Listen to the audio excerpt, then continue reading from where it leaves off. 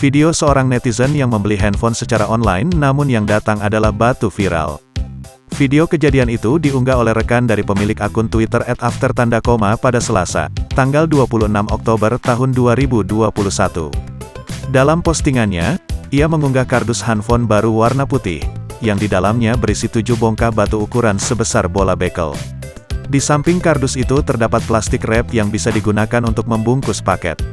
Terlihat paket itu masih terbungkus rapi dengan plastik bening dan sejumlah segel juga masih terpasang. Paket itu dilapisi dengan plastik bening pertama dan juga plastik wrap hitam.